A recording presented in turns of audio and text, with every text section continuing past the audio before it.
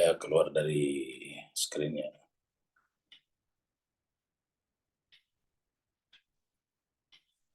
Nah, jadi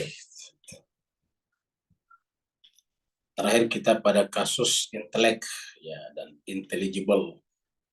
Intelek kita artikan dengan akal, pikiran, dan ini adalah sesuatu yang dijangkau oleh pikiran.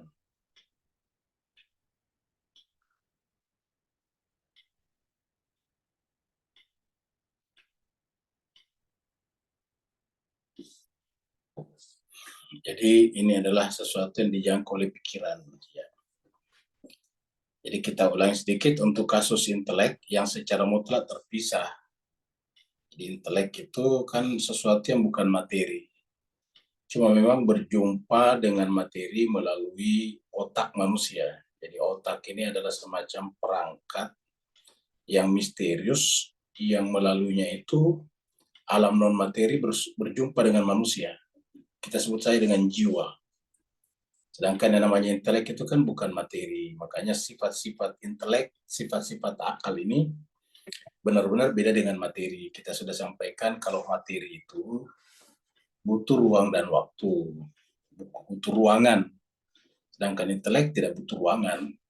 Makanya tidak pernah ada istilah penuh. Secara akal penuh tidak ada. Kalau yang namanya pengetahuan tidak akan pernah ada istilah penuh. Yang penuh itu misalnya kalau air disimpan di tempat penampungan air itu bisa penuh. Bisa disimpan di tong air itu bisa penuh. Tapi kalau kalau pengetahuan dimasukkan ke dalam diri manusia tidak akan ada istilah penuh. Ya, tinggal kita mau atau tidak mau saja. Jadi kenapa? Karena berbeda sifatnya. Kalau materi benda itu kan ada wadahnya. Ketika wadahnya penuh ya tidak bisa masuk lagi. Nah, sedangkan kalau pengetahuan ini produk daripada intelek akal itu tidak butuh wadah. Makanya kemudian tidak ada istilah penuh padanya. Satu. Yang kedua, kalau yang namanya benda atau materi kalau dibagi kan habis ya. Kita punya uang 100.000, ada 10 orang kita kasih 10.000 ya habis ya. Kita punya uang habis, masing-masing orang cuma dapat 10.000 kalau 10 orang kan begitu. Jadi itu artinya habis. Tapi kalau ilmu kita bagi ke 10 orang, 10 orangnya tidak bisa dapat penuh. Jadi bisa dapat penuh. 10 orang itu dapat, katakanlah ilmu kita 100 ya. Yang orang pertama 100, yang orang kedua 100, sampai orang ke-10 100 ya. Kalau ditotalkan jadi 1.000, padahal aslinya cuma 100. Yang kedua, ilmu kalau dibagi tidak habis, justru bertambah. Kan berbeda dengan hukum benda. Kalau benda dibagi tadi habis, berkurang. Tapi kalau ilmu dibagi tetap ada di kita. Jadi guru tidak pernah berkurang ilmunya hanya karena setiap hari membagi ilmunya kepada murid-muridnya. Ya. Bayangkan itu guru setiap hari berdiri di depan kelas dari jam 7 sampai jam 1 misalnya, membagi ilmunya tapi tidak habis-habisnya. Ya. Nah, sedangkan kalau benda itu kan berdiri kita bagi habis. Bahkan yang lebih misterius lagi adalah bahwa ilmu kalau dibagi semakin bertambah. Jadi guru yang terus-menerus mengajar itu pasti lebih luas ilmunya daripada guru baru. Semakin lama orang mengajar, semakin berkualitas ilmunya. Berlaku istilah jam terbang kalau ilmu itu.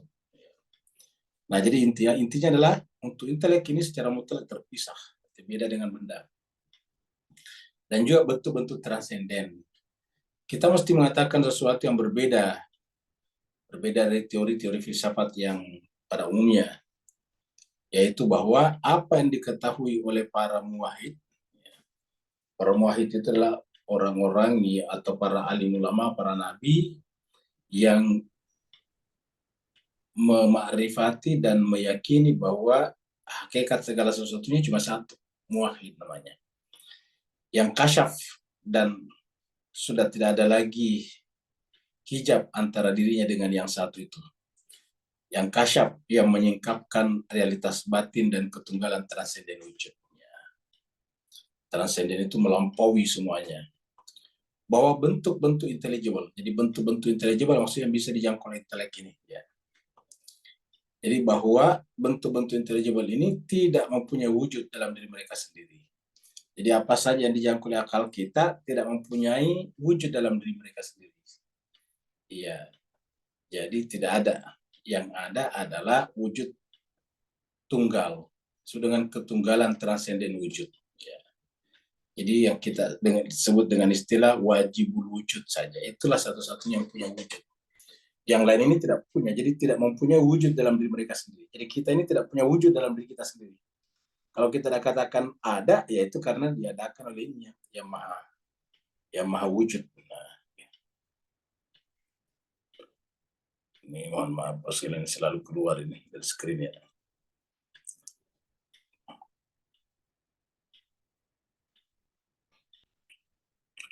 Keluar lagi. Nah, ini dia.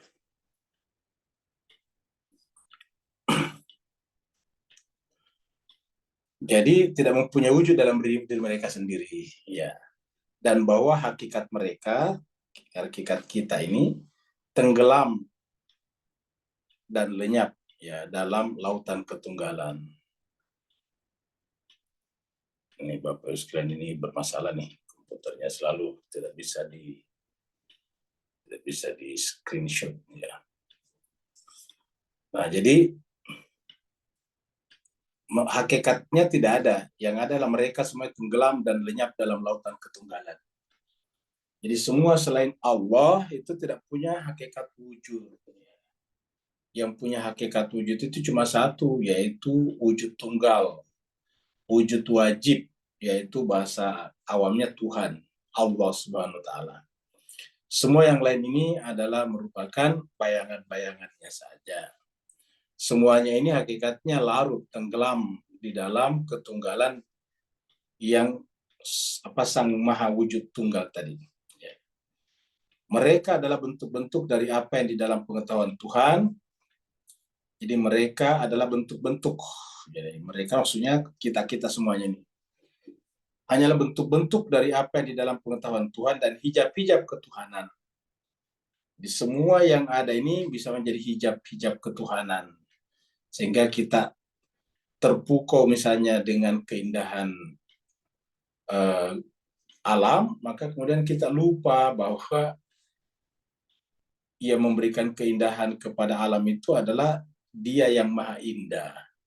Karena kita terpukau dengan keindahan alam, kita lupa kepada sumber keindahan itu sendiri. Nah, kalau itu artinya kita terhijab oleh keindahan alam tadinya. Jadi keindahan sendiri bisa jadi hijab. Pengetahuan ilmu yang kita pelajari mengagumkan kita. Kalau kita berhenti mengagumi ilmu itu, berarti kita terhijab oleh ilmu itu untuk melihat untuk mukasyafah tadi, ya, untuk lepas, untuk menyaksikan tadi pemilik ilmu yang sesungguhnya. Sekiranya tidak karena hijab-hijab terang ini, ya, jadi disebut hijab-hijab terang karena kan ilmu jadi hijab tadi, keindahan jadi hijab tadi, kekuatan alam semesta jadi hijab tadi. Kita kagum kepada kekuatan alam semesta yang bisa bergerak sedemikian konstan dan teraturnya. Tetapi kalau keterpukauan kita kepada alam itu lantas kita lupa kalau sumber kekuatannya adalah Dia yang tidak dijangkau oleh akal pikiran kita, tidak intelligible itu, maka itu artinya telah menjadi hijab namanya. Keindahan wajahnya akan menghanguskan segala sesuatu yang ada di langit. Jadi kata-kata ini menarik Pak sekalian. Sekiranya tidak karena hijab-hijab terang ini, keindahan wajahnya akan menghanguskan segala sesuatu yang ada di langit dan di bumi. Ya, jadi yang ciptaannya sekaligus menjadi hijab kepada dirinya. Kalau bukan karena hijab itu, maka kemudian alam semesta ini tidak bisa bertahan, akan hangus. Ya. Jadi sekiranya tidak karena hijab-hijab terang ini, keindahan wajahnya akan menghanguskan segala sesuatu yang ada di langit dan di bumi. Jadi apa yang diciptakannya menjadi lapisan-lapisan yang menghalangi kita untuk sampai kepada Dia. Nah, apakah penghalang ini bersifatnya mutlak? Tidak. Kalau kita bisa menyingkapkan secara intelek, secara pikiran, bahwa semuanya itu hanyalah merupakan sifat sementara, bahasa lainnya adalah relatif, ya maka kita tidak akan dihambat oleh mereka semuanya.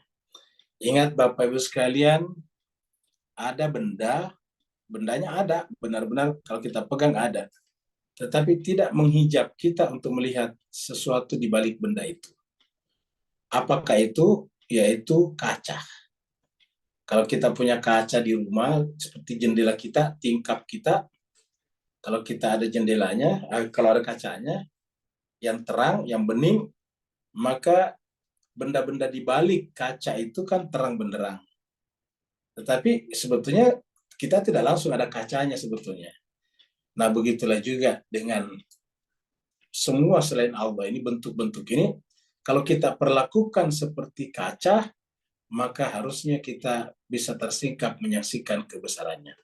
Kaca itu tetap ada, makhluk-makhluk ini tetap ada, tidak perlu kita tinggalkan, tapi kita anggap seperti kaca yang seharusnya tembus pandang. Sifat tembus pandangnya jiwa kita terhadap benda-benda ini, sehingga benda-benda ini tidak menghalangi kita, itulah yang disebut dengan fana itu. Jadi kita fana, kita tetap berada di bumi, di alam semesta ini, tapi kita fana ke dalam dirinya, karena semuanya itu bagi kita hanyalah kaca saja, sebagai pengantar penglihatan kita untuk sampai kepada Dia. Seperti itu. Jadi makanya dikatakan di sini, sekiranya tidak karena hijab-hijab terang ini, keindahan wajahnya akan menghanguskan segala sesuatu yang ada di langit dan di bumi. Dia yang maha mulia memiliki cara-cara ilahi. Jadi, Dia yang maha mulia.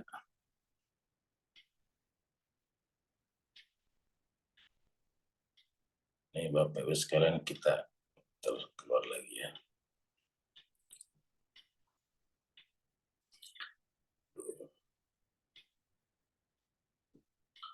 Ya, Dia yang maha mulia memiliki cara-cara ilahi dan derajat-derajat cahaya yang tidak bersama hal-hal partikular alam. Jadi Dia maksudnya Allah yang maha mulia memiliki cara-caranya sendiri, yaitu cara-cara ketuhanan, cara-cara ilahi.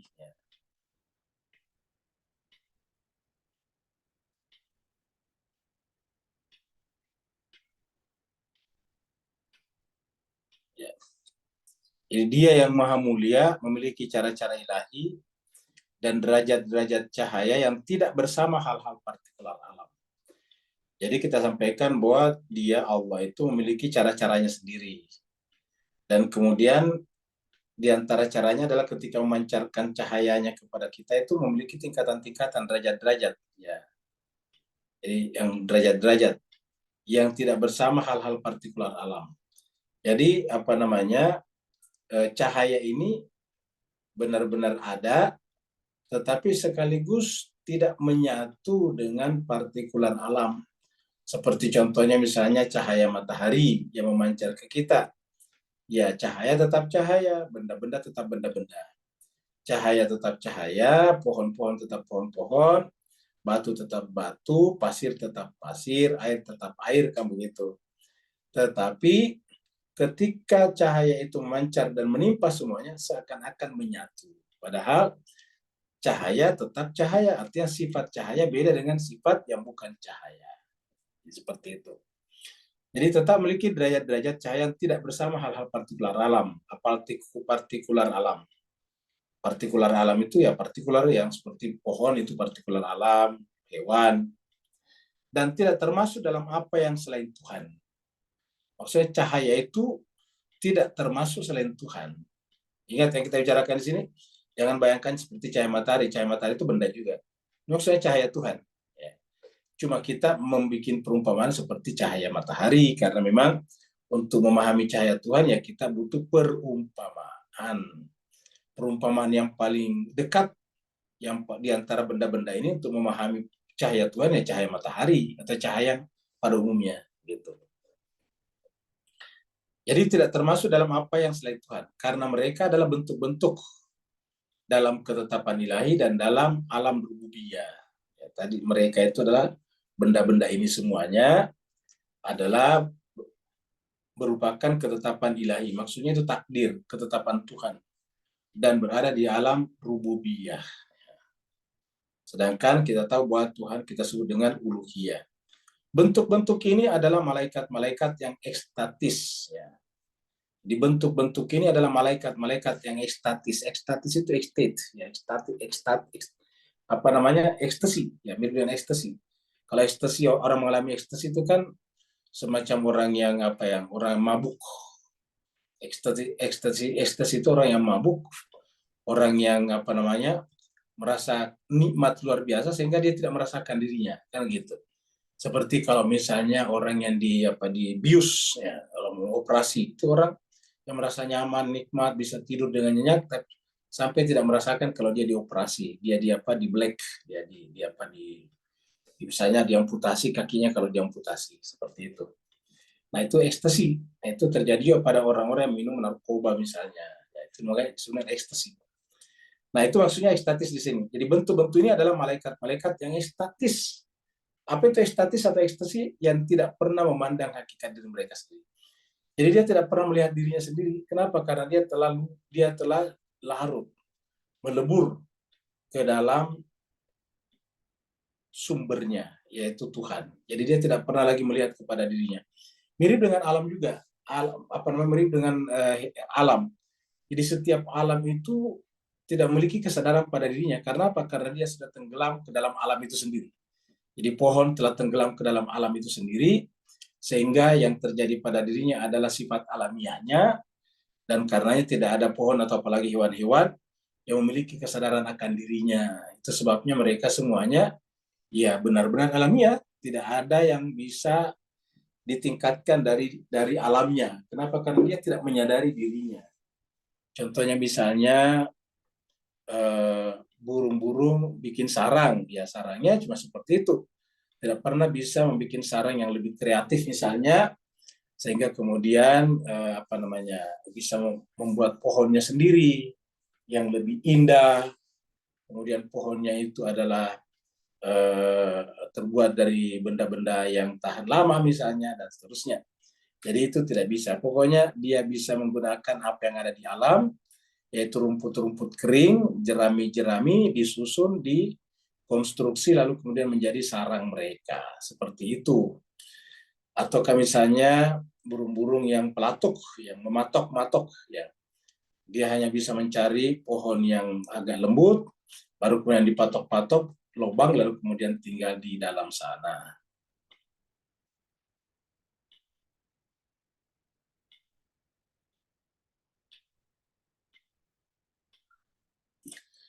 Nah, jadi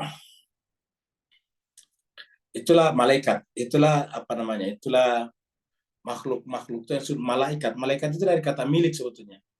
Makanya kan bentuk tunggalnya malaikat itu kan malakun. Jadi malakun itu adalah sama dengan malaka yang milik. Ya, jadi dia adalah benar-benar 100% milik Tuhan. Kita sebetulnya juga milik Tuhan, tapi diberikan namanya kebebasan. Sehingga kita bebas untuk memilih, dan itu tidak ada pada malaikat. Ya. Sehingga karena kita bebas untuk memilih, maka kemudian kita bisa tidak seperti yang diinginkan Tuhan. Jadi kita manusia ini bisa seperti yang tidak diinginkan Tuhan. Kenapa? Karena kita diberikan kebebasan untuk memilih. Ya. Nah, sedangkan malaikat-malaikat ini tidak seperti itu. Kata-kata ini bagus nih. Bentuk-bentuk ini adalah malaikat-malaikat yang ekstatis. Ya. Malaikat-malaikat yang ekstatis. Yang tidak pernah memandang nih. Yang tak pernah memandang hakikat diri mereka sendiri. Ya. Terlupa pada hakikat mereka sendiri dalam keterserapan mereka dalam Tuhan, ya.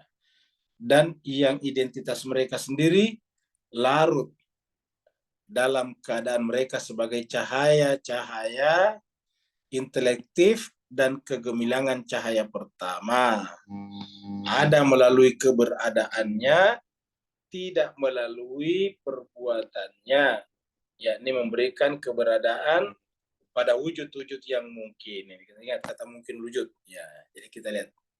Jadi inilah makna atau definisi atau pengertian daripada yang disebut dengan malaikat-malaikat ekstatis ya.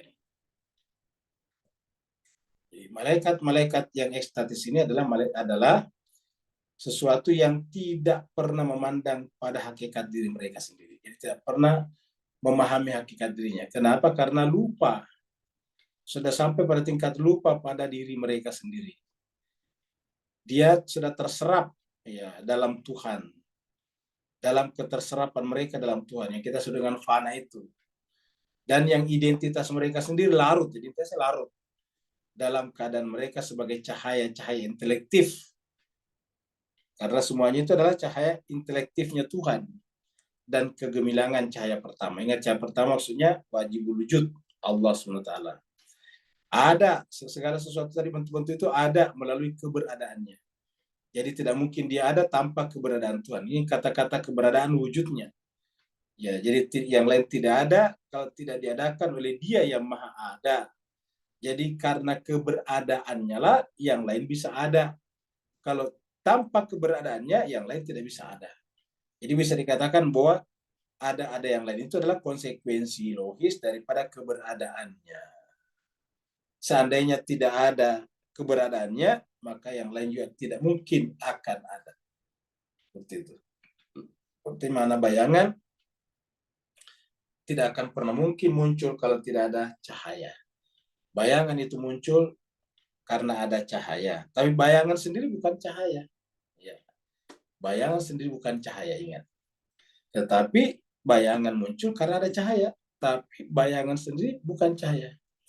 Lalu apa itu bayangan? Ya, bayangan kelihatannya ada, pada hakikatnya tidak ada. Ya. Jadi bayangan itu sebetulnya tidak ada. Coba, yang namanya bayangan tidak bisa ditebang, ya. Tidak bisa diambil, tidak bisa dikantongi, itu namanya bayangan. Lalu kenapa bisa ada bayangan? Ya karena keberadaan cahaya. Kalau tidak ada cahaya, ya bayangan tidak mungkin ada. Tetapi bayangan bukan cahaya. Apalagi sumber cahaya pertama, tidak mungkin. Nah, seperti itulah jemaah sekalian. Jadi alam semesta ini seperti bayangan, hakikatnya tidak punya wujud asli. Dia hanya ada karena adanya cahaya pertama. Tidak melalui perbuatannya. Jadi tidak melalui perbuatannya. Ya. Jadi bisa dikatakan bahwa cahaya muncul itu bukan karena perbuatan Tuhan, bukan perbuatan sumber cahaya. Ya, apa perbuatan sumber cahaya? Memancarkan cahayanya saja. Ya, lalu kemudian ada apa namanya? Ada bayangan, yaitu bukan cahaya melahirkan bayangan. Cahaya ada, maka bayangan biasanya ada kalau ada bendanya. Jadi tidak melalui perbuatannya, yakni memberikan keberadaan pada wujud-wujud yang mungkin.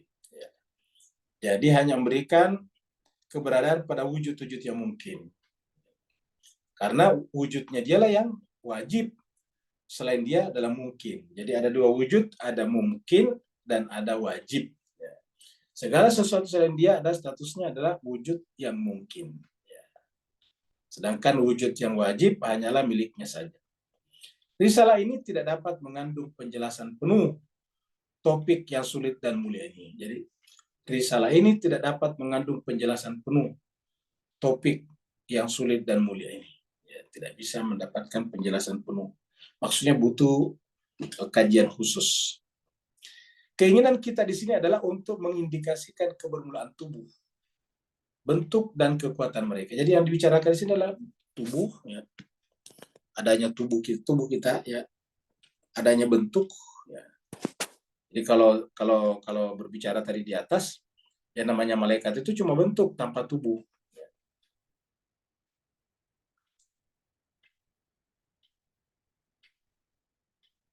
Jadi namanya malaikat itu bentuk tanpa tubuh, ya.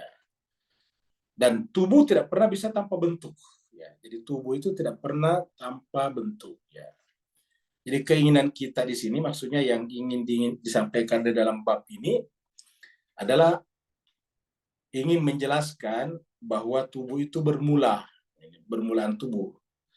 Ya, tubuh bermula, bentuk juga bermula, kekuatan juga bermula. Jadi bentuk, kemudian tubuh, bentuk, terus kemudian kekuatan, kuah juga bermula. Ya.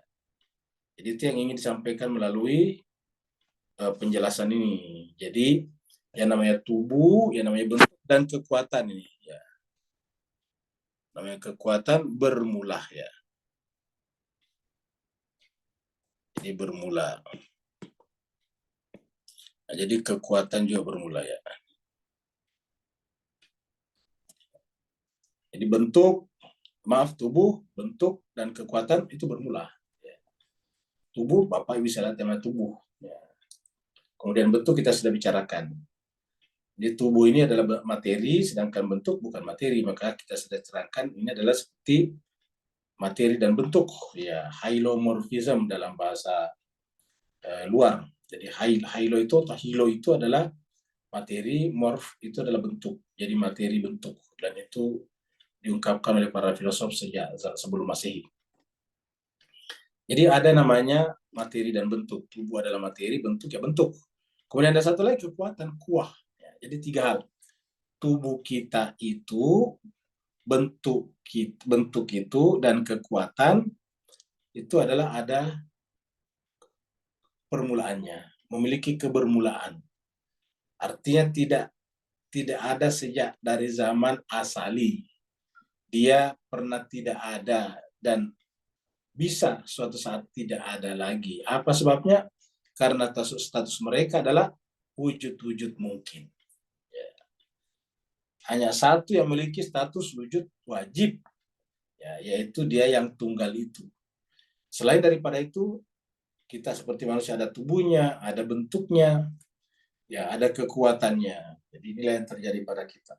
Buktinya misalnya ada orang yang punya tubuh, tetapi kemudian kehilangan tenaganya, kan ada seperti itu.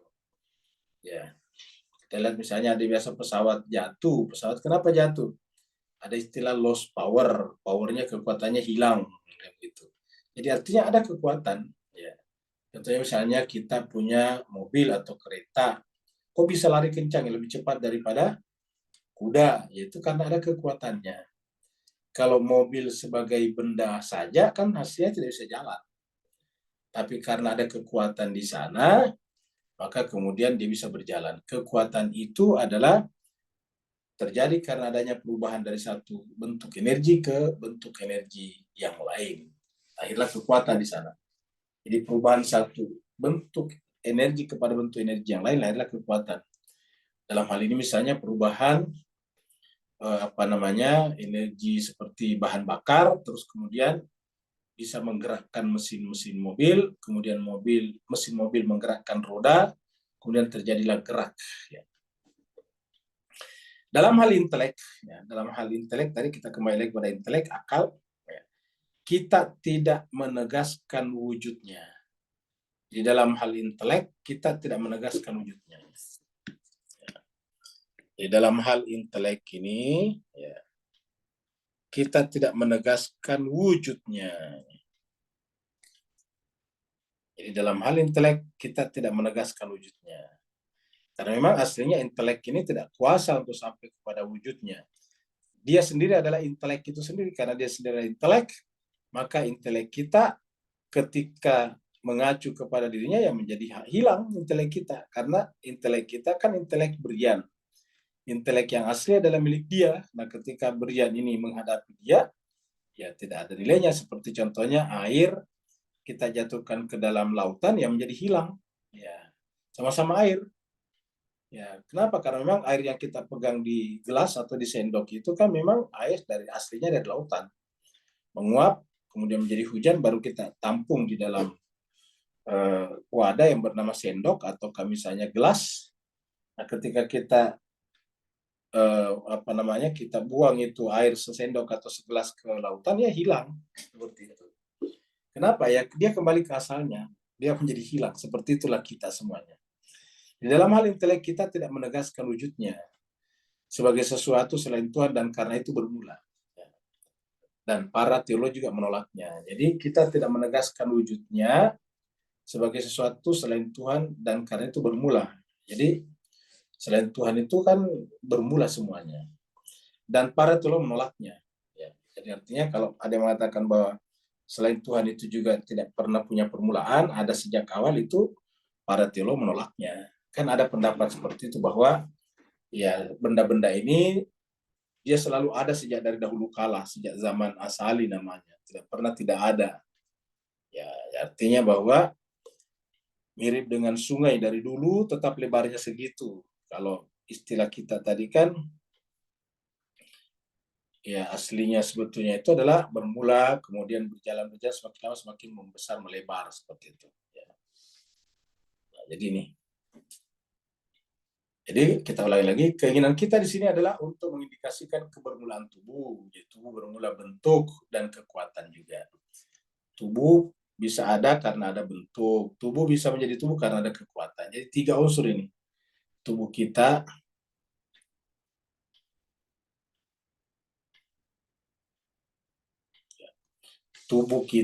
lalu kemudian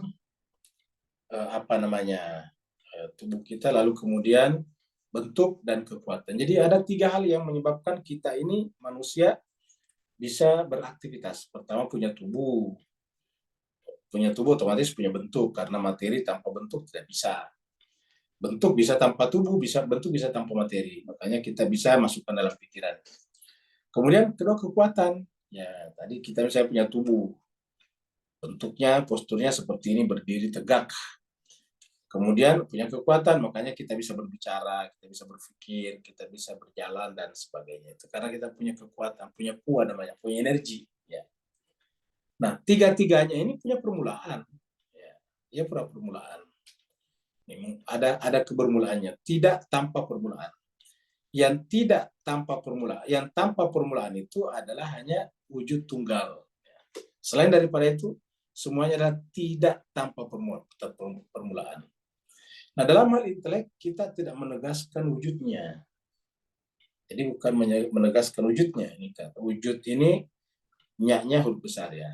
Sebagai sesuatu selain Tuhan dan karya itu bermula. Dan para teolog menolaknya. Jadi tidak ada keperluan kita untuk membicarakan cara kebermulaannya. Jadi tidak ada tujuan kita, tidak ada urgensinya kita, tidak ada kepentingannya kita membicarakan tentang bagaimana Tuhan itu bermula. Ya, tidak mungkin kita bisa sampai ke sana. Karena pertama sudah disimpulkan Tuhan tidak bermula. Ya, karena kalau Tuhan tidak bermula, maka timbul pertanyaan siapa memulainya. Karena kita sudah pelajari sebelumnya satu pernyataan proposisi bahwa sesuatu yang tidak ada tidak mungkin mengadakan dirinya. Sesuatu yang tidak ada tidak mungkin mengadakan dirinya. Itu pernyataan yang benar. Karena kalau sesuatu yang tidak ada mampu mengadakan dirinya, timbul timbul konflik pemikiran. Bagaimana caranya dia mengadakan dirinya? Sedangkan mengada itu adalah kata kerja. Sementara kata kerja pasti ada pelakunya. Ya pelakunya belum ada, gimana bisa mengadakan dirinya? Nah, seperti itu. Jadi oleh sebab itulah, maka pernyataan dia mengadakan dirinya itu tidak mungkin diterima. Jadi, masalah ketuhanan ini pasti tidak bermula, tapi selain daripada Tuhan, ya pasti bermula. Bermula dari mana? Bermula dari Tuhan. Kan sudah ada Tuhan. Jadi kalau kita katakan Tuhan juga bermula, timbul pertanyaan, siapa mulainya? Ya, seperti itu. Jadi sederhana untuk memahami tentang eternalitas Tuhan. Eternal itu tidak ada. Dia ada wujudnya terus-menerus. Jadi ulangi, tidak ada keperluan kita untuk membicarakan cara kebermulaan Tuhan. Ya. Sebagaimana yang dilakukan banyak filosof sebelumnya. Jadi banyak filosof mengatakan soal permulaan Tuhan. Kalau katakan segala sesuatu ada yang mengadakannya, lalu siapa yang mengadakan Tuhan? Kayak begitu. Kata-kata segala sesuatu ada yang mengadakannya, kata sesuatu yang dimaksud di situ adalah benda-benda kita. Karena pada saat kita mengatakan segala sesuatu, yang terbayangkan di pikiran kita adalah benda-benda. Nggak mungkin, ingat, Tuhan tak mungkin diimajinasikan. Tuhan tidak mungkin dibayangkan. Tuhan tidak mungkin dipersepsi seperti itu. Apa sebabnya? Karena dirinya, wujudnya adalah tidak memiliki kesamaan dengan apapun dan siapapun. Laisa kamitslihi syai'un. Karena tidak ada kemirikan dengan siapapun, maka pikiran kita tidak mampu ke sana. Karena pikiran kita untuk menanjak, untuk sampai kepada sesuatu, harus ada tangga-tangga bawanya ke sana. Ya. Tangga-tangga itu disebut premis-premis. Ada premis-premis untuk sampai kepada yang paling tinggi. Dan pikiran kita tidak bisa menciptakan premis untuk sampai kepada wujud tunggalnya. Kita hanya bisa mengatakan, premisnya hanya mengatakan bahwa segala sesuatu, maksudnya segala sesuatu yang sifatnya alamiah itu ada penciptanya, maka otomatis alam ini bersifat alamiah pasti ada penciptanya, seperti itu. Tapi pencipta sendiri ya bukan alamiah, makanya tidak bisa dijangkau dengan penalaran alam tadi.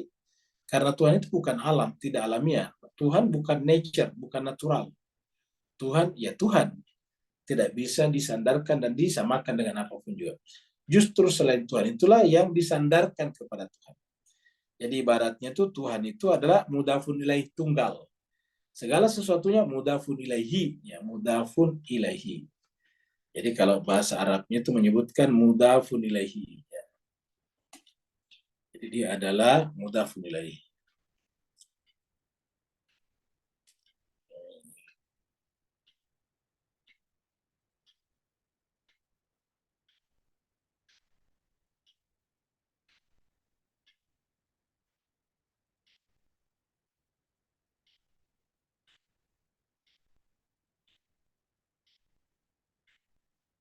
Nah, kita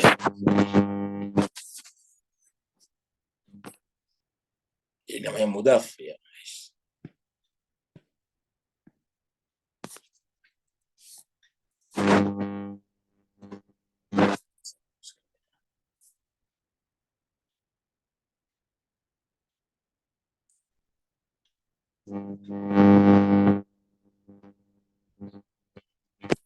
Nah, kita kembali ke sini. Ini ada tempat nyata di sini nih. Ini dia note. Kita note ini kita pakai. Ya. Ini ada mudaf namanya nih, mudaf. Screen-nya tidak ada, Ustaz. Oke, kelihatan. Ini agak bermasalah nih komputernya, selalu hilang, selalu keluar dari screen.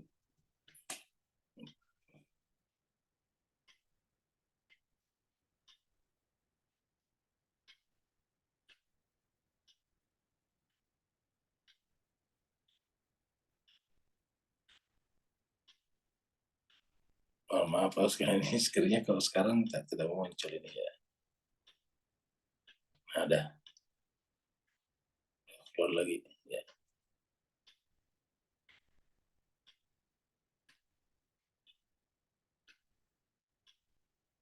Nah, mudah-mudahan tidak keluar lagi. Nah, ini kita ada catatan-catatan di sini. Nah, ini adalah ada mudaf ya. Mudaf. Ya, ini mudaf. Dan ada mudaf nilai.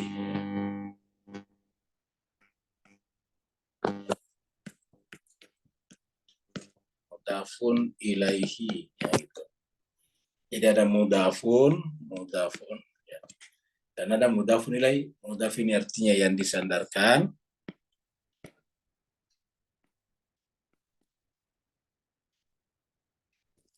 Sedangkan ini adalah artinya yang disandarkan padanya. Yang padanya disandarkan. Yang disandarkan padanya. Nah, jadi ini yang nyandar, seperti kalau kita katakan misalnya, kita sebut miftahus sayyara. Ini biasanya miftah ya. Ini miftahu ya. Sayyara ya. Ini adalah miftahu sayyara ya, sayyara tinggal. Ini adalah miftah, ini adalah sayyara. Jadi dua kalimat di sini. Dua kata ya. Dua kalimat bahasa Arab itu kalimat kata ya. Nah, ini namanya mudaf. Ya, ini namanya mudafun. Jadi kita tulis mim ya. Kalau ini adalah mudafun ilaih. Nah, gitu. Jadi ini adalah mudafun ilaih. Jadi ini adalah mudaf, ini adalah mudafun ilaih. Ya. Ini disandarkan di sini. Ya. Jadi kunci mobil ini menjadi jelas setelah ada mobil yang disandarinya. Kalau tidak ada sandarannya, kunci saja itu bingung. Kunci apa? Ya. Jadi kunci ya kunci nggak jelas. Saya punya kunci. Nanti kunci itu menjadi jelas kalau disebutkan. Kunci mobil, kunci rumah, miftahul bait, ataukah kunci lemari misalnya, kunci meja. Ya. Jadi itu baru jelas. Nah, ini harus disandarkan ke kanan. Nah, jemaah sekalian berbahagia, segala sesuatu selain wujud yang tunggal itu di sini posisinya mudhaf dan semuanya membutuhkan kepada mudhafun ilaih gitu. Karena nanti menjadi jelas segala sesuatunya kalau menyandar kepadanya. Maka syaratnya ialah harus ini lebih utama daripada ini. Ya, coba perhatikan ya sekalian. Kunci mobil mana yang lebih prinsipil? Tentu mobil. Harus mobilnya, keretanya juga dulu ada, baru kuncinya kita bicarakan. Tidak mungkin ada pembicaraan tentang kunci mobil kalau mobilnya tidak ada. Jadi selalu mobil mendahului kunci. Seperti itu. Nah, hal yang sama terjadi pada Tuhan. Dia harus menjadi tempat sandaran. Kalau bahasa surat Al-Ikhlasnya itu adalah Allahus Samad, tempat bersandarnya segala sesuatu. Jadi ini adalah Samad, tempat yang dirujukkan kepadanya, mudhafun ilaih. Jadi segala sesuatu selain dia adalah mudhafun. Ya. Dan semuanya butuh ilaihi kepadanya. Makanya butuh ilaihi. Makanya kita pun juga inna lillahi wa inna ilaihi, kamu gitu. Karena ini mudhafun ilaih sama tadi. Ilaihi. Kita itu adalah inna lillahi wa inna ilaihi. Ya, kita harus butuh kepada dia. Kita hanya bisa eksis kalau kita menyandarkan diri kepada kita, baik secara hakikat ataupun secara perasaan kita. Jadi kita itu kalau perasaan kita kalau tidak sandar kepada dia, maka kita akan menjadi angkuh karena kita bersandar pada diri kita sendiri. Ketika kita bersandar pada diri kita sendiri, otomatis kita menganggap diri kita sebagai yang paling tinggi. Ketika kita bersandar kepada diri kita, maka segala sesuatu di sekitar kita bersandar pada kita. Teman kita, temanku, kan begitu. Temanku itu sama dengan ini. Mudhaf ilaih, kan begitu. Jadi temanku itu adalah mudhaf ilaih namanya. Semuanya bersandar kepada kita. Jadi kita menjadi mudhaf ilaih. Dan itu adalah keangkuhan, arogansi namanya. Maka hakikatnya hanya dia saja yang mudhaf ilaih. Jadi cuma satu mudhaf ilaih, dia saja. Segala sesuatu selain dia yang mudhafun. Dia adalah mudhaf. Nah, apa namanya? Mudhaf itu ya. Mudhaf ini secara bahasa artinya dari kata daif sebetulnya lemah. Daifun, lemah. Ya. Jadi adalah daif. Makanya apa namanya? Tamu itu sudah kan duyuf. Daifun, duyuf. Apa namanya? Lemah. Ya, jadi kenapa? Karena dia harus sandar. Tamu itu lemah, dia harus sandar kepada tempat dia bertamu. Ketika tidak ada tempat bertamunya, bukan tamu namanya, dan dia tidak bisa berbuat apa-apa. Nah, begitulah juga dengan ini. Jadi semuanya adalah mudhafun ilaih kepada Allah. Jadi inilah dia. Ya, segala sesuatu ini. Jadi dengan demikian jemaah sekalian berbahagia, Tuhan itu adalah segala-galanya dan ini bermula dari sini. Sedangkan ini tidak bermula dari sini. Jadi ini bermula dari sini. Ini tidak bermula dari sini. Ya, jadi ini ada dengan sendirinya. Ya, jadi seperti itu. Saya kira dengan pemahaman seperti ini ya mudah-mudahan kita bisa mengerti makna daripada tadi mana tadi nih ya ini keluar lagi tadi ya. Ya. Jadi kita teruskan lagi. Jadi tidak ada keperluan kita, maksudnya tidak ada kaitannya kita membicarakan cara kebermulaannya karena tidak mungkin. Tidak pernah pikiran kita masuk ke sini. Jadi tidak ada keperluan di sini ya untuk membicarakan cara kebermulaannya ini. Ya. Tetapi para filosof banyak membicarakan itu, sebagaimana dilakukan banyak filosof. Ya, kalau kita tidak mungkin sampai ke sana, sebagaimana telah dipatok oleh Nabi, tafakkaru fi khalqillah wala tafakkaru fi zatillah. Berpikirlah tentang ciptaannya, khalqnya, dan jangan berpikir tentang dianya, tentang zatnya. Kenapa kita tidak disuruh berpikir? Karena tidak mungkin bisa kita menemukannya. Kenapa? Karena pikiran kita adalah makhluknya. Sehingga kita tidak mungkin bisa memikirkan dia. Seperti mana patung yang dibuat oleh pematung, tidak mungkin memikirkan pematungnya. Seperti itu.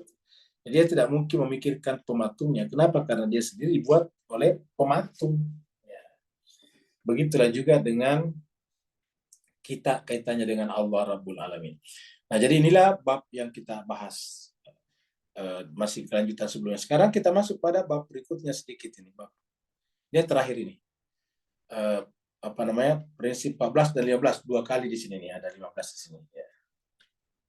Jadi ini 15 ya. Ini nanti terakhir ini 15. Dan 16 sampai 16 masih ada ya. 16 nanti terakhir di sini 16. Jadi kita nanti terakhir di 16. Sekarang kita masuk pada 14. Jadi 3 lagi. 14, 19, 16. Ya. Prinsip 14 mengenai hubungan jiwa dan tubuh. Nah, ini juga jemaah sekalian perlu kita bicarakan. Karena salah satu muskilah atau masalah yang ditemukan oleh para filosof itu adalah menghubungkan jiwa dan tubuh. Tadi kita sudah sampaikan bahwa yang namanya tubuh beda dengan bentuk. Gitu.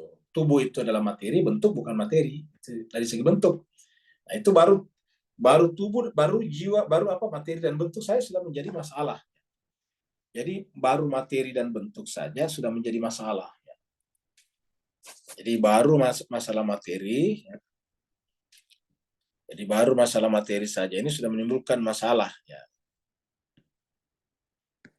Ya, jadi baru materi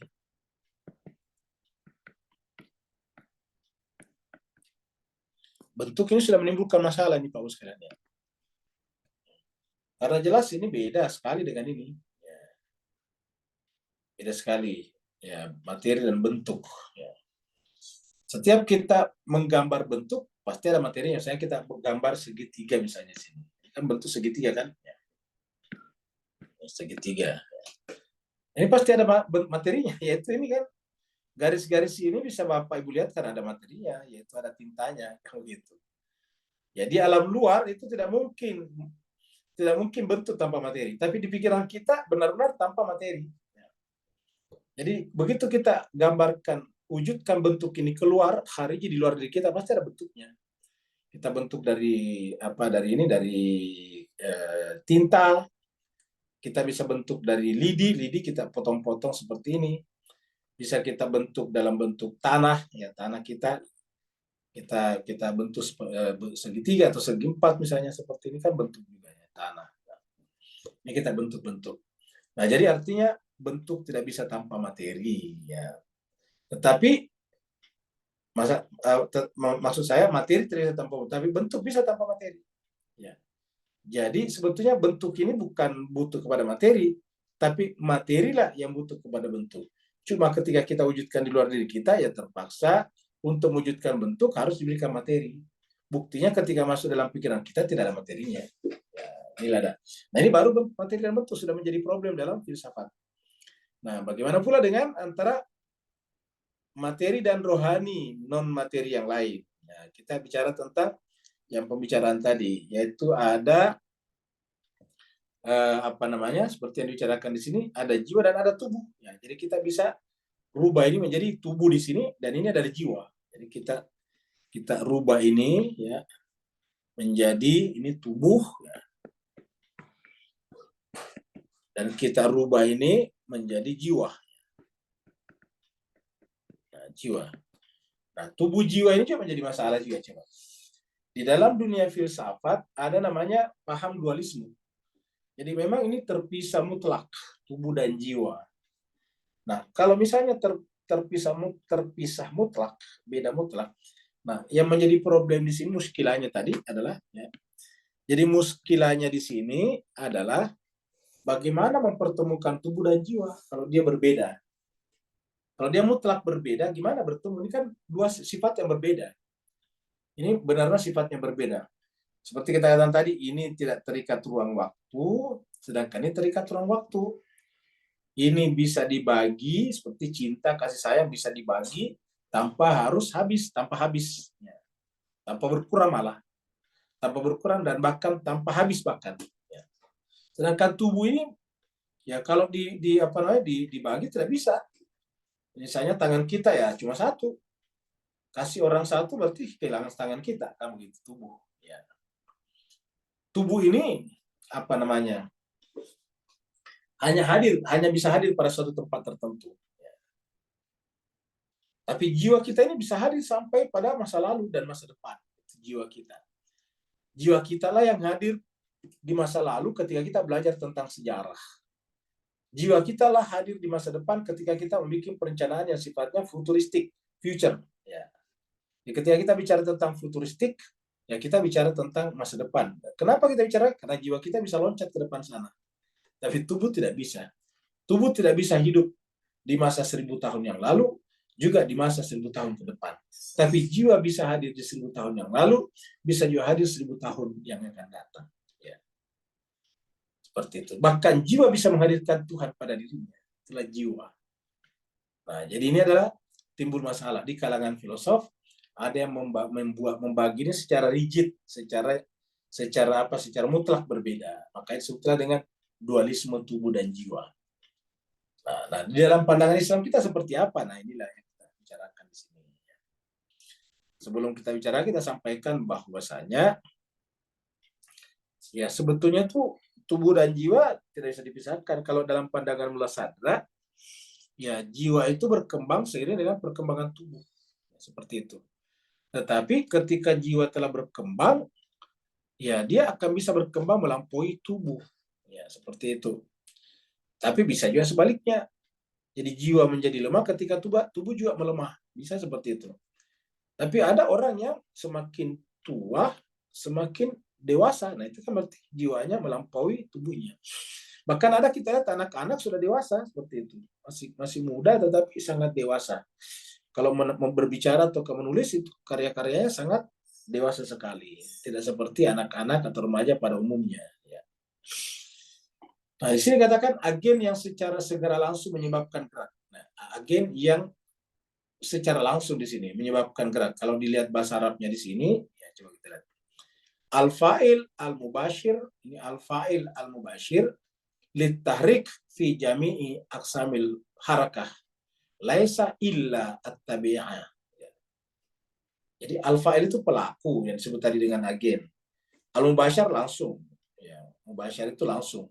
Jadi pelaku langsung, ya, litahrik bagi terjadinya sebuah gerak, ya, fi jami dalam segala hal, aksamul haraka membagi gerak, ya, dan tiada lain kecuali kecuali ya, laisa tiada lain, tidak ada yang bisa membagi gerak itu. Ini aksamul haraka, tidak ada yang bisa membagi haraka gerak itu. Laisa illa kecuali. Jadi kata saya kita simpan di depan tadi, tidak ada yang bisa membagi kecuali at-tabi'ah, semuanya murni adalah alamiah kalau di sini. Kalau gerak di luaran di tubuh kita, ya. Nah, jadi ini supaya kita bisa lebih mengerti di sini. Jadi fa'il atau agen yang secara langsung maksudnya menyebabkan gerak atau perubahan dalam seluruh jenis gerak tadi fi jami'i. Ya, bukanlah kecuali alam, ini maksudnya bukanlah selain alam. Jadi tidak ada kecuali alam. Nah, itu artinya bukanlah selain alam. Tidak ada selain alam. Jadi kata bukan tadi ketika dari laisa illa bittabi'ah. Ya. Tidak ada kecuali alam. Artinya alam lah. Jadi penyebab gerak yang ada di alam ini adalah ya alam juga. Ya, seperti itu. Alam adalah prinsip esensial tiap gerak. Jadi alam lah yang menjadi prinsip sangat penting pada tiap gerak. Gerak apa di alam ini? Ya. Seperti kalau Bapak Ibu Bapak Ibu berjalan, Bapak Ibu mengangkat tangannya, kalau mandi mengangkat air dari gayun ke atas kepala, itu kan gerak semuanya. Ya. Makan, memasukkan suapan nasi ke mulutnya, itu kan gerak semuanya. Nah, pokoknya gerak apa saja. Ya. Termasuk mata kita yang berkedip-kedip kan gerak juga. Ya, jadi alam adalah prinsip esensial tiap gerak. Ya. Bahwa nanti ada yang murni alamiah, ada yang merupakan pilihan jiwa, iya. Contohnya misalnya kalau mata kita berkedip-kedip, itu kan alamiah. Artinya murni alam. Tapi kalau kita misalnya menyuapkan makanan ke dalam mulut kita, pertama tangan dan gerak tangan itu kan alamiah. Jadi tangan dan gerak tangan itu adalah alamiah. Ya, kalau tidak ada sifat elastis pada tangan kan tidak bisa bergerak, tidak bisa membentuk siklus pergerakan dari piring kita menuju kepada mulut kita. Nah, seperti itu. Maka itu tidak mungkin kalau tidak ada sifat alamiah. Tetapi ada unsur jiwa di sana, yaitu memilih untuk makan atau tidak makan. Kalau berkedip-kedip tadinya itu ada alamiah, yaitu ada alamiah di sana, yaitu kita memilih atau tidak memilih, tetap dia berkedip. Walaupun ada kedipan yang bersifat alamiah juga, ya gitu. Kedipan yang bersifat alamiah disebut biasanya sebenarnya dengan apa sinyal-sinyal, apa namanya kode-kode. Ya. Seperti kalau seorang ibu menegur anaknya yang terlalu banyak apa namanya bergerak di rumah orang tangannya, biasanya ibunya mengkode-kodenya dengan mata yang berkedip-kedip, gitu. Itu dikedipin mata, ya, sehingga itu namanya pilih juga itu dipilih itu. Ya. Jadi maksudnya kedipan kode seperti itu berasal dari jiwa. Ya. Jadi kita ulangi lagi. Jadi alam adalah prinsip paling penting dalam setiap gerak. Ya. Apakah itu dikerjakan oleh jiwa seperti dalam gerak sengaja? Itu tadi gerak sengaja. Ya. Atau ketika dibatasi oleh sebuah gaya luar. Ya, jadi seperti gerak oleh pembatas ketika sebuah batu dilontarkan ke atas. Ya. Jadi maksudnya kalau kita melemparkan batu ke atas, adakah pembatasnya? Apa pembatasnya? Ya, pembatasnya adalah daya yang dimiliki batu itu untuk terlontar. Dan daya itu nanti berinteraksi dengan daya lain. Contohnya gravitasi bumi, kan begitu. Jadi pada saat kita lemparkan batu ke atas, itu kan ada gaya tuh. Ada daya yang kita berikan kepadanya. Ada power yang kita berikan kepadanya. Sehingga dia bergerak ya, ke atas. Nah, tetapi pada saat yang sama, dia juga dibatasi oleh apa? Gravitasi bumi. Seandainya tidak ada gravitasi bumi, kalau kita melontarkan batu ke atas, dia tidak akan pernah berhenti. Dia akan lari terus-menerus, dia akan meluncur terus-menerus, dan tidak akan kembali ke bumi. Tapi kenapa ada batas naiknya batu kalau kita lempar? Ya karena berinteraksi dengan gaya yang lain. Namanya gravitasi bumi. Dan itu semuanya alamiah. Jadi daya yang kita berikan kepada batu pada saat kita lempar, dan kemudian yang menghentikan daya itu, batu itu adalah gaya gravitasi bumi, juga adalah alam. Jadi semuanya alam di situ. Ya, jadi kita bisa bayangkan jemaah sekalian. Ya. Makanya kita sampaikan di dalam pembahasan Al-Quran kita, itu tidak bisa kita menafikan apa namanya hukum alam, persoalan alam. Makanya kita sering menyampaikan bahwa salah satu kekurangan sebagian umat Islam itu tidak memahami hubungan ini, sehingga seakan-akan doa itu bisa bypass hukum alam. Ini tidak bisa, Pak Bu sekalian. Jadi hukum alam itu kan hukum Tuhan juga. Misalnya kita baca doa Allahumma barik lana fima razaqtana wa qina adzabannar. Ya, kita tidak kenyang hanya dengan baca doa itu. Doa itu perlu kita baca, tapi harus ada makanan. Makanan itu alamiah, kan begitu. Tidak bisa kita membaca Rabbana apa Allahumma barik lana fima razaqtana hanya apa makanan lalu tiba-tiba jadi kenyang. Begitu baca Allahumma barik lana fima razaqtana wa qina adzabannar, 5 menit kemudian kenyang, tidak bisa bernafas, ya. Lalu baca lagi alhamdulillahilladzi atau amana wa saqana Allahumma alhamdulillahirabbil alamin atau amana wa saqana wa jalana muslimin, misalnya kan gitu, ya. Tiba-tiba baca kan nggak mungkin, ya. Nabi saya kan makan minum. Kita sudah sering menjelaskan, Nabi juga pada saat dikepung rumahnya waktu mau hijrah, ya satu, memperdayai musuhnya dengan menyuruh Imam Ali untuk tidur di tempat tidurnya, kan itu salah satu cara alamiah untuk mengecoh mereka. Oh, Nabi belum kemana-mana, masih ada di dalam. Itu masih ada di tempat tidurnya, kira-kira gitulah. Satu. Yang kedua, Nabi keluar pada malam gelap gulita. Supaya apa? Ya, supaya tidak kelihatan. Itu jemaah sekalian. Dan ketika keluar pada malam hari, 3, yaitu pada saat musuhnya sedang tertidur lelap. Kan itu semuanya alamiah. Tertidur kan alamiah. Gelap alamnya alamiah juga. Setelah sampai di pagi hari dan dikejar, dia tahu kalau dirinya dikejar, ya kemudian mencari tempat berlindung di atas gunung yang tinggi dan masuk dalam gua. Itu semuanya alamiah. Kita menyampaikan itu, banyak orang yang mengaku beragama Islam tiba-tiba kehilangan kehilangan integritasnya terhadap alam, kehilangan kesatuannya, kehilangan unitasnya dengan alam. Seakan-akan doanya sedemikian ampuh sehingga bisa membypass hukum alam, ya. Seakan-akan ada ustadz tertentu, ulama tertentu, atau guru tertentu, atau resi tertentu, atau avatar tertentu yang bisa mengalahkan hukum alam. Seperti itu. Nah, ini yang menyebabkan apa yang terjadi, umat Islam tertinggal di berbagai sisi kehidupan. Karena kehidupan kita ini benar-benar alamiah dan harus digerakkan dengan hukum-hukum alam. Ya, tidak bisa kita pergi berhaji hanya dengan berguru kepada guru yang ada di Tasik itu yang katanya tiba-tiba menghilang, ada sholat di Mekah, kan begitu. Kalau itu bisa dilakukan, alangkah egonya itu guru kalau tidak mengajarkan kepada murid-muridnya. Ya, harusnya kan murid-muridnya berkumpul 100 orang, 200 orang, doa bersama-sama, tiba-tiba sampai di Mekah, tawaf, sa'i, wukuf di Arafah, habis itu kumpul lagi.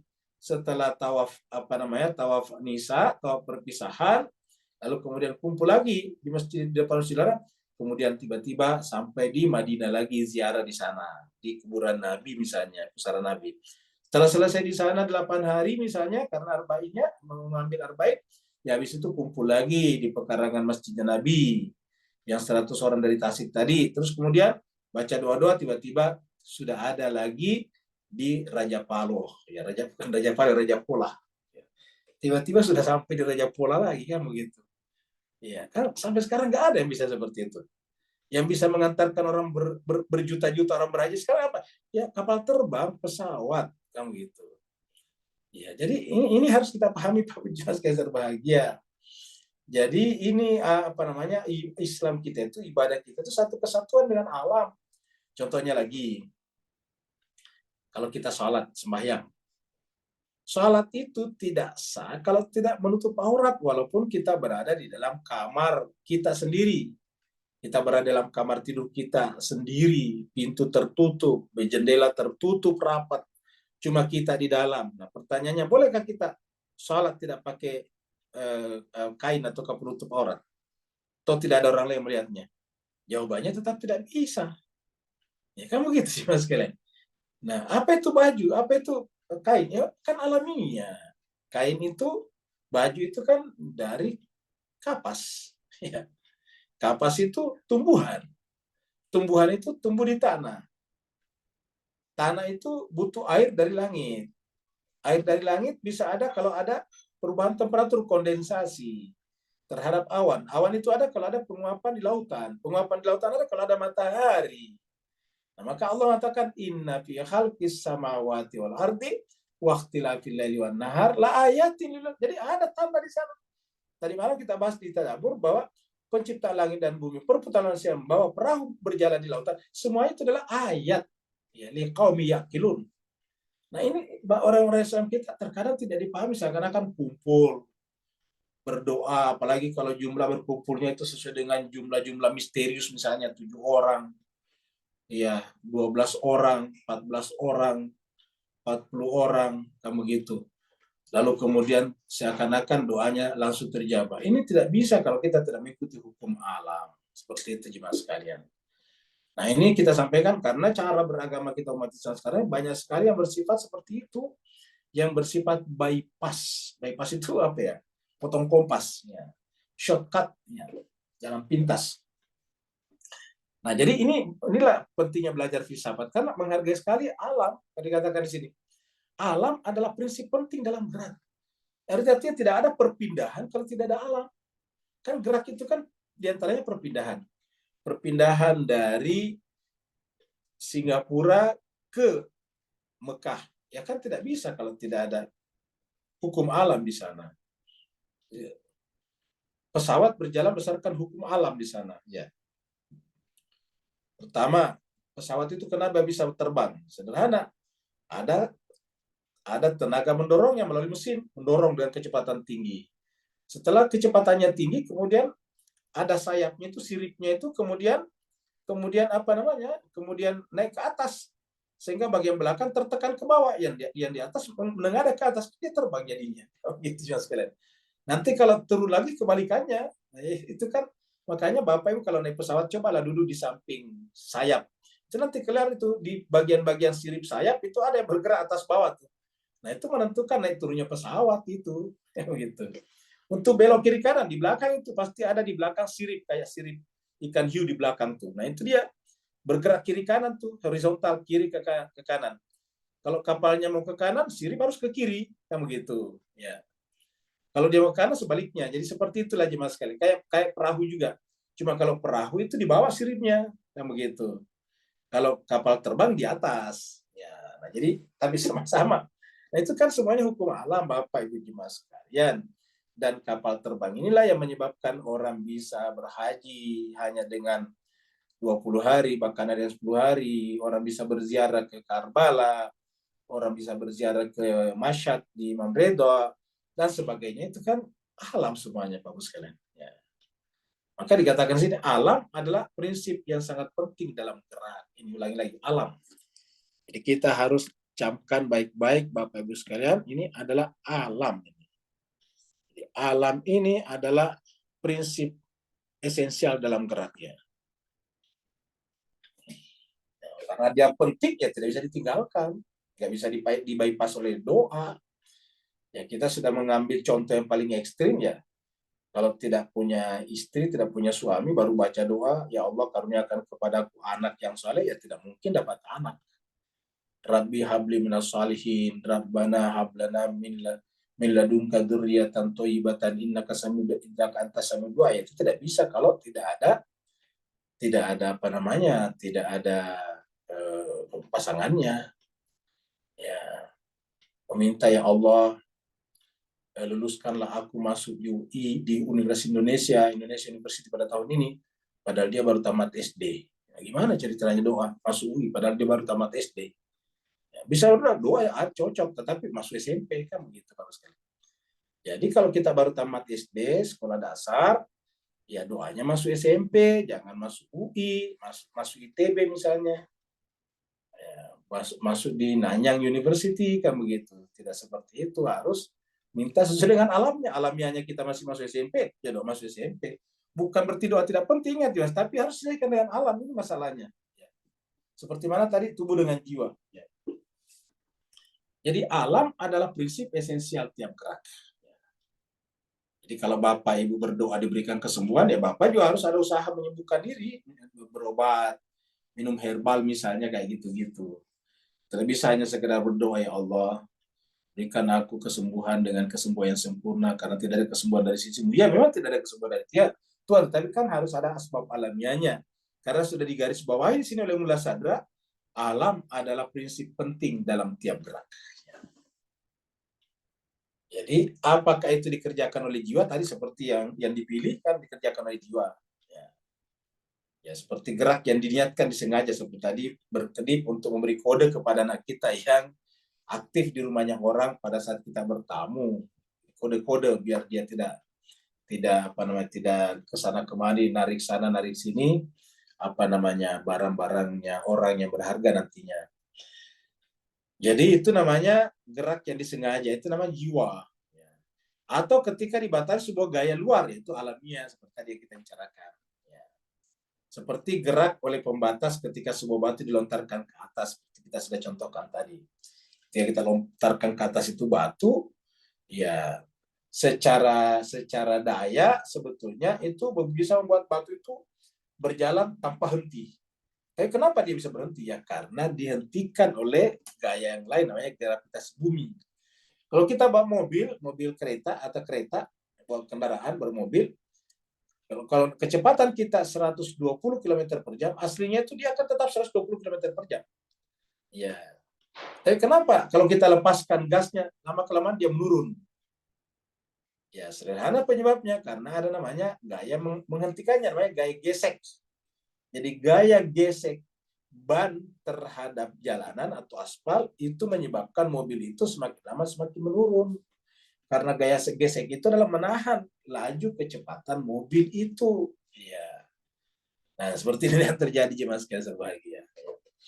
Jadi maksudnya itu, ketika dibatasi oleh sebuah gaya luar, seperti gerak oleh pembatas ketika sebuah batu dilontarkan ke atas.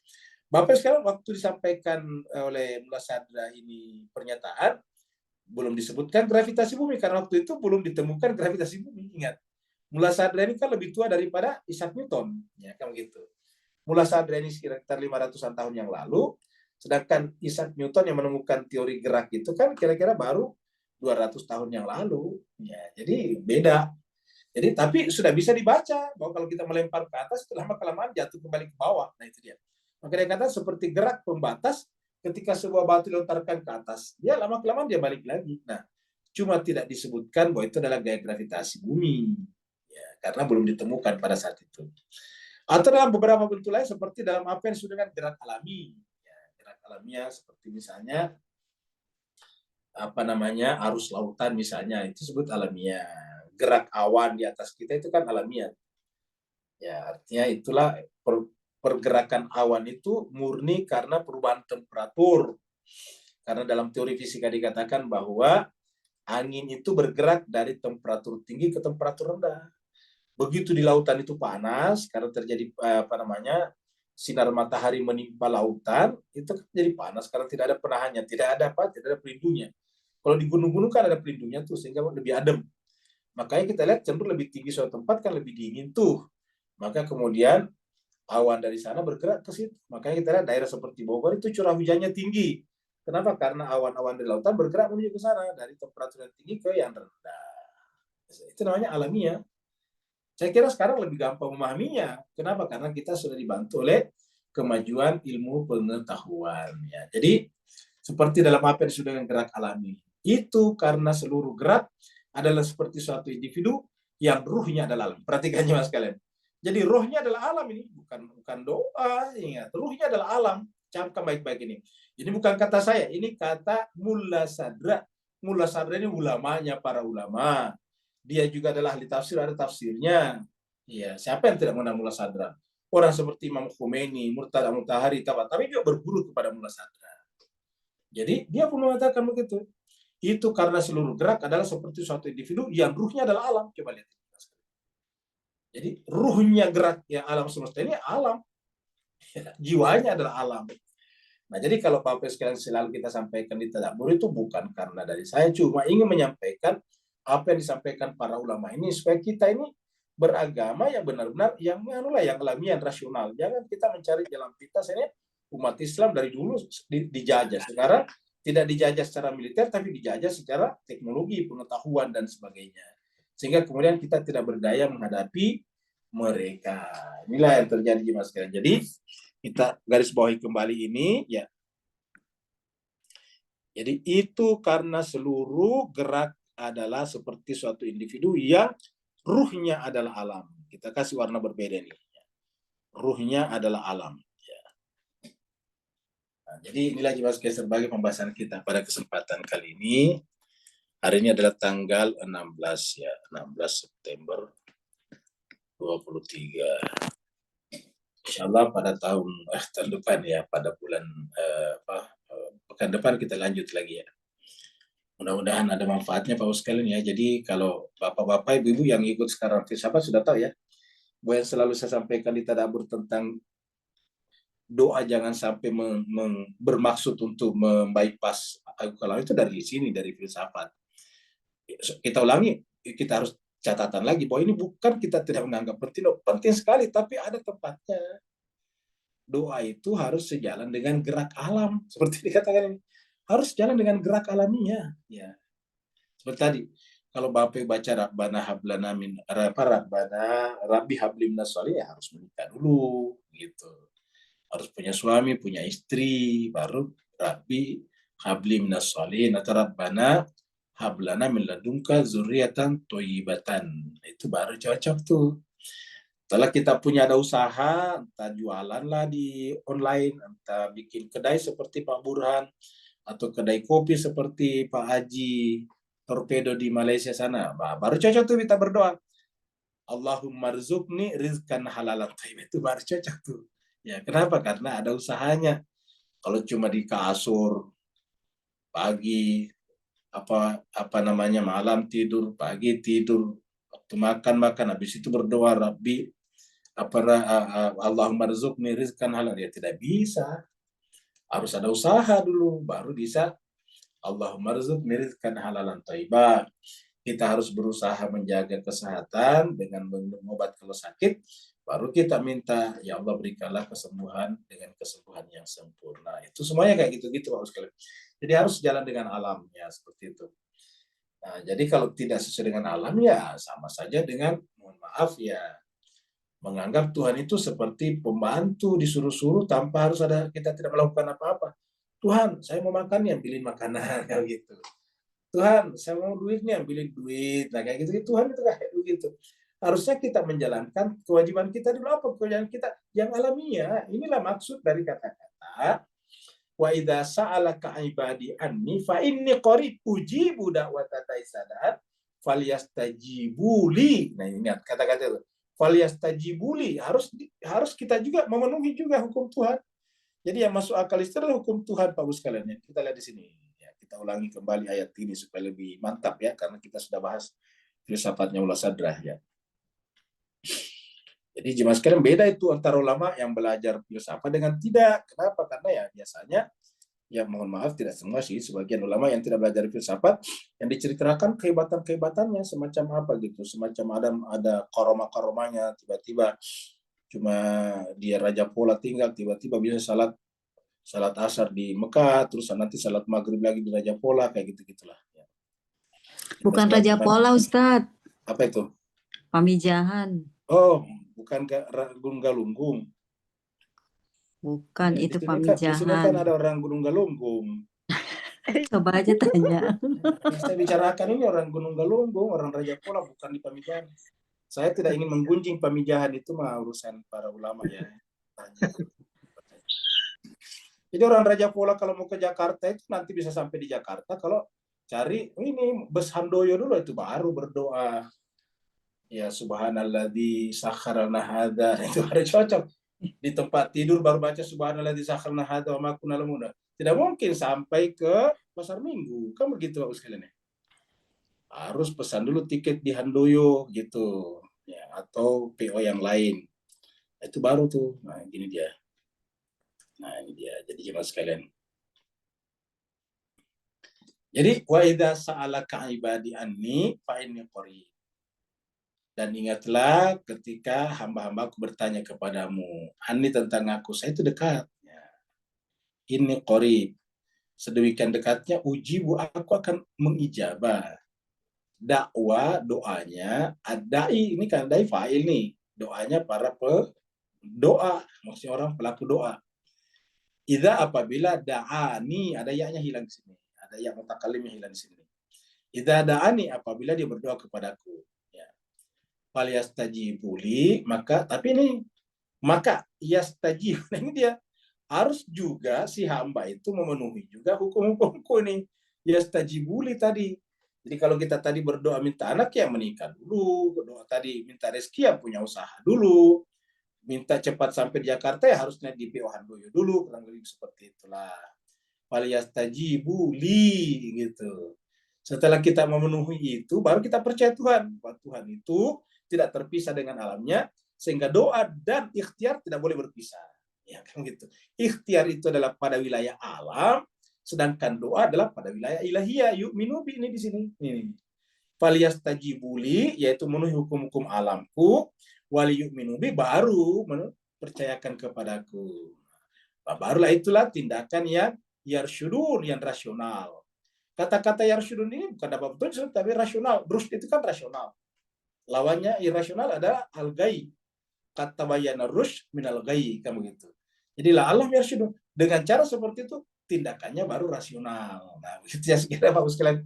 Ya ini saya sampaikan berkali-kali karena mohon maaf ya, saya termasuk prihatin menyaksikan umat Islam kita di berbagai penjuru dunia hanya menjadi objek-objek daripada kekuatan orang lain, kekuatan dan kekuasaan orang lain. Tidak bisa berdaya.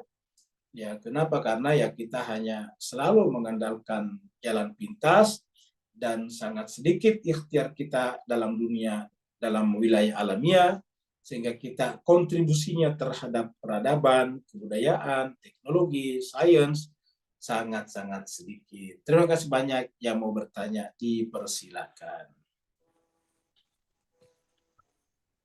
Assalamualaikum Ustaz. Waalaikumsalam warahmatullahi wabarakatuh. Syukran Ustaz, Masya Allah penjelasan yang sangat baik. Alhamdulillah Ustaz, ini tentang alami ni ataupun secara tabi'i yang kita tidak boleh nafikan. Ada perkara-perkara yang mungkin di luar tabi'i Ustaz, bagaimana? Misal kata contoh, sebagai contoh, peristiwa mungkin Siti Maryam mendapat makanan, kemudian peristiwa Nabi Sulaiman di mana antara jin Afrit ya dan seorang yang alim mana memindahkan istana Balqis. Itu memindahkan istana, Ustaz. Kalau misal kata kalau sendiri mungkin terbang ya, mungkin dari satu tempat yang orang yang alim itu bisa begitu. Jadi bagaimana untuk menafsirkan perkara itu? Apakah itu ada unsur-unsur itu dilihat sebagai di luar tabi'i? Bagaimana penjelasan Ustaz? Syukran, Ustaz. Afwan Pak Syaban. Jadi cuma sekali sebenarnya pertanyaan menarik. Inilah yang disebut dengan mukjizatnya. Kalau mukjizat itu bukan di luar daripada tabi, tapi di atas tabi. Ya, jadi di atas, overnya. Jadi bukan di luar tabi, tapi di atasnya. Jadi tabi di bawah, di atasnya. Kenapa? Karena namanya mukjizat adalah perbuatan langsung Tuhan. Jadi yang namanya mukjizat, perbuatan langsung Tuhan. Ya. Bukan perbuatan Nabi tersebut. Jadi tongkatnya Nabi Musa bisa membelah lautan setelah Tuhan berfirman, wahai Musa, pukulkan tongkatmu. Jadi Tuhanlah yang berbuat sebetulnya. Bukan Nabi Musa yang berbuat, bukan juga Nabi Sulaiman, tetapi yang berbuat adalah Allah Subhanahu wa Ta'ala melalui insan-insan suci tersebut.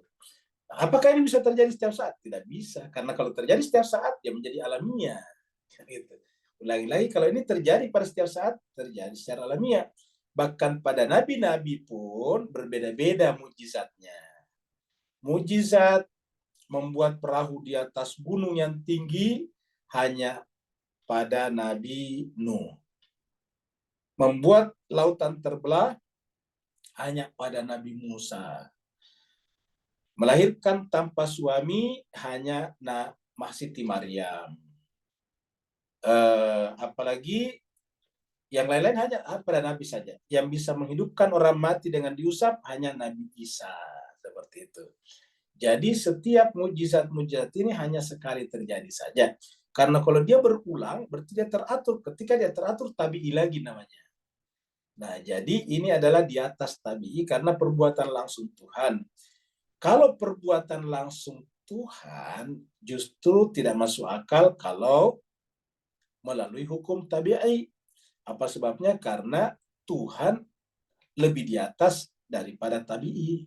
Kalau perbuatan Tuhan melalui tabi'i, berarti Tuhan terikat oleh alamnya sendiri, oleh alam ciptaannya sendiri. Dan ini tidak masuk akal. Tidak mungkin Tuhan terikat oleh alam ciptaannya sendiri. Alam ciptaannya justru terikat kepada Tuhannya, bukan Tuhan yang terikat kepada alam ciptaannya. Alam ciptaan terikat kepada penciptanya. Seperti itu, Pak Sahabat. Dengan demikian, ini tidak bisa terjadi setiap saat. Ya, tidak bisa. Pak Burhan sekarang lagi nyopir, tidak bisa membaca doa tertentu tiba-tiba sampai di rumahnya. Nggak bisa, dia harus melewati jalan-jalan yang sudah ditentukan oleh Google Map di situ, oleh Waze-nya, gitu. Jadi dia ikuti Waze-nya, kalau tidak ya tidak bisa sampai ke rumahnya. Kenapa tidak bisa setiap saat terjadi? Karena itu tadi, begitu terjadi setiap saat ya berarti alamiah. Dan kalau alamiah seperti tadi tidak perlu tidak perlu lagi wanita menikah tiba-tiba hamil seperti Maryam, ya nanti tidak ada lagi pernikahan, orang tidak mau menikah lagi, repot. Ya nanti bisa terjadi pada kasus seperti di Bekasi dibunuh sama suaminya. Nah, oleh sebab itulah kalau wanita pengen melahirkan ya tidak perlu lagi suami. Akhirnya para laki-laki kasihan, kesepian, tidak ada yang menerimanya lagi karena wanita bisa hamil tanpa suami, maka laki-laki itu tidak bisa punya anak lagi. Kenapa? Secara alamiah laki-laki tidak bisa hamil, sementara perempuan tidak mau lagi dinikah sama laki-laki. Kenapa? Karena perempuan bisa hamil tanpa suami. Jadi ini adalah kelakar saja, tapi contoh yang paling nyata. Kira-kira begitu, Pak Sahabat. Ya. Apa Ustaz? Kalau dari segi apa yang berlaku terhadap Rasulullah, Nabi, para Nabi dan sebagainya, itu satu mukjizat yang kita lihat. Tapi ini sebagai manusia biasa seperti jin, katanya dia mau angkat istana Balqis itu apakah betul mukjizat juga? Dia bukan seorang Nabi dan seorang Rasul. Ini manusia biasa maknanya. Bagaimana itu Ustaz? Nah ini masih, kalau jin masih bagus Pak Syaban. Kalau jin itu kan masih makhluk hidup ya. Bahkan tongkat bisa membelah lautan. Ya, tongkat itu bisa membelah lautan. Tongkat bisa mengeluarkan air dari batu. Tetapi itu tadi, itu bukan perbuatan tongkat. Perbuatan Tuhan melalui tongkat. Perbuatan Tuhan melalui jin. Jadi bisa juga melalui jin, Pak sahabat. Ya. Seperti contoh misalnya, Al-Quran sampai kepada kita. Itu adalah perbuatan Tuhan melalui Nabi Muhammad kita. Jadi, mujizat terbesar itu adalah Al-Quran. Ya. Dan itu melalui Nabi Muhammad kita. Seperti itu. Jadi ini adalah namanya mujizat melalui jin, melalui nabi, melalui tongkat, melalui tangannya Nabi Isa. Makanya Nabi Isa disebut dengan Al-Masih karena mengusap, menyentuh. Ya. Jadi dengan disentuh oleh tangannya Nabi Isa, maka kemudian mayit bisa hidup kembali. Maka itu yang terjadi di masyarakat kita. Jadi di dalam cerita kaitannya dengan Nabi Isa. Jadi melalui pasangan, jadi melalui jin. Apakah semua jin bisa begitu? Tidak bisa. Hanya jin yang digunakan oleh Allah Subhanahu wa taala melalui Nabi Sulaiman. Tongkat yang digunakan oleh Allah melalui Nabi Musa. Tangan yang digunakan Allah melalui Nabi Isa. Seperti itu penjelasannya, Mas. Okey, syukran. Terima kasih, Ustaz. Afwan, sama-sama Pak Saban. Yang lain lagi. Ustaz, Raja tanya, Palu, Ustaz. ada pertanyaan Raja Palu? Ya. Ustaz, nak tanya kenapa di Medan Karbala tak diberikan mujizat kepada Imam Hussein, Ustaz? Itu mujizat Pak Saban, Pak Burhan. Jadi Imam Hussein itu bisa menerima seperti itu, anaknya dibunuh tapi tetap tegar, itu mujizat yang luar biasa. Tidak ada manusia yang bisa menerima seperti itu Pak Burhan. Di mana bayi kita dibunuh dan kita tidak histeris, luar biasa. Anak kita, adik kita dibunuh sedemikian, tapi tetap sabar, tetap terkontrol jiwanya. Ini tidak ada yang bisa melakukan ini Pak Burhan. Ini mujizat, ya. Ini jangan kita lupa, itu mujizat. Ya, mujizat apa? Mujizat pertunjukan jiwa seorang manusia suci. Ya, dan ini tidak ada nabi-nabi sebelumnya memperlihatkan seperti ini kecuali Imam Hussein. Iya. Yaitu bahwa bisa bayangkan tidak dikasih makan berhari-hari, tidak dikasih minum berhari-hari. Kemudian anaknya dibunuh dengan cara dipanah bayinya. Iya, anak yang lain lagi saudaranya, adiknya yang laki-laki dibunuh dengan cara sedemikian rupa seperti Abu Fadl Al-Abbas. Luar biasa. Sahabat-sahabatnya, teman-temannya. Tetapi Imam Hussein tidak pernah berkompromi dengan mereka. Imam Hussein juga tidak histeris. Imam Hussein juga tidak mengatakan, kalau begitu sudah-sudah, saya kerjasama saja. Tidak seperti itu. Ini adalah mujizat yang dipertunjukkan Allah melalui jiwa Imam Hussein. Menunjukkan ini bukan sembarang manusia Pak Burhan. Seperti itu. Allahumma salli ala. Terima kasih, Ustaz. Baru anak tahu, Ustaz. InsyaAllah. Sama-sama Pak Burhan. Raja Pola tidak ada pertanyaan, Raja Pola? Oh, silakan bukan. Ada pertanyaan? Assalamualaikum Ustaz. Waalaikumsalam warahmatullahi wabarakatuh. Macam jauh gitu lah. Handphone saya ni macam rosak sikit. Dengar suara Ustaz tadi dengar jelas, ni dah hilang pula.